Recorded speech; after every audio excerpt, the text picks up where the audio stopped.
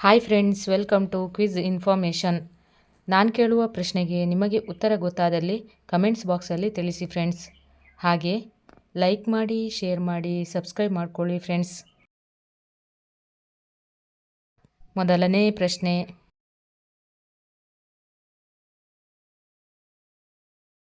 ಕರ್ನಾಟಕದ ಸಂಗೀತ ಪಿತಾಮಹ ಎಂದು ಯಾರನ್ನು ಕರೆಯುತ್ತಾರೆ?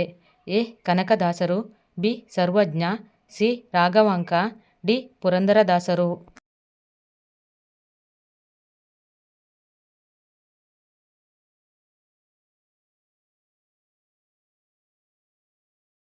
ಉತ್ತರ ಡಿ.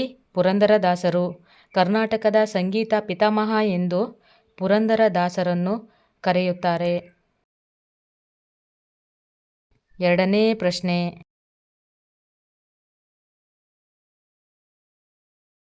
ನಾಗರಹೊಳೆ ರಾಷ್ಟ್ರೀಯ ಉದ್ಯಾನವನ ಕರ್ನಾಟಕದ ಯಾವ ಜಿಲ್ಲೆಯಲ್ಲಿದೆ? A. Mysuru, B. Kodagu, C. Mandya, D. Chamarajanagar.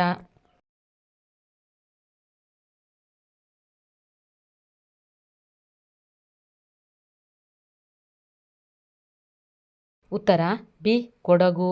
Nagarahole ರಾಷ್ಟ್ರೀಯ ಉದ್ಯಾನವನ ಕರ್ನಾಟಕದ ಕೊಡಗು ಜಿಲ್ಲೆಯಲ್ಲಿದೆ. ಮೂರನೇ ಪ್ರಶ್ನೆ,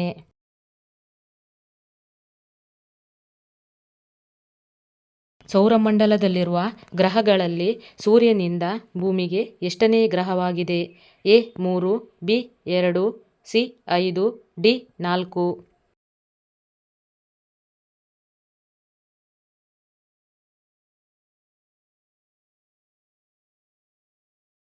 ಉತ್ತರ ಎ.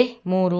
ಸೌರಮಂಡಲದಲ್ಲಿರುವ ಗ್ರಹಗಳಲ್ಲಿ ಸೂರ್ಯನಿಂದ ಭೂಮಿಗೆ ಮೂರನೇ ಗ್ರಹವಾಗಿದೆ. ನಾಲ್ಕನೇ ಪ್ರಶ್ನೆ,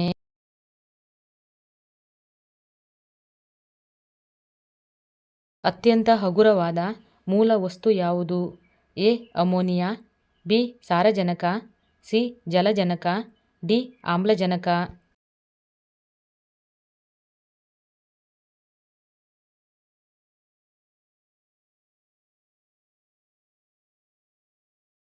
ಉತ್ತರ ಸಿ. ಜಲಜನಕ. ಅತ್ಯಂತ ಹಗುರವಾದ ಮೂಲವಸ್ತು ಜಲಜನಕ.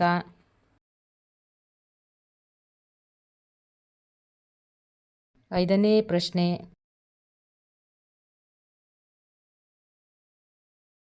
ಕನ್ನಡ ವರ್ಣಮಾಲೆಯಲ್ಲಿ ಎಷ್ಟು ಅಕ್ಷರಗಳಿವೆ?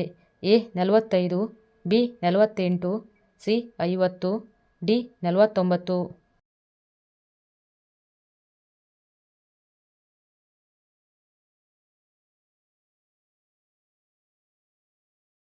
ಉತ್ತರ ಡಿ. 49. ಕನ್ನಡ ವರ್ಣಮಾಲೆಯಲ್ಲಿ 49 ಅಕ್ಷರಗಳಿವೆ. ಇನ್ನೂ ಹೆಚ್ಚಿನ ರಸಪ್ರಶ್ನೆಗಳಿಗಾಗಿ ನಮ್ಮ ಚಾನಲನ್ನು ಸಬ್ಸ್ಕ್ರೈಬ್ ಮಾಡ್ಕೊಳ್ಳಿ ಫ್ರೆಂಡ್ಸ್. Thanks for watching.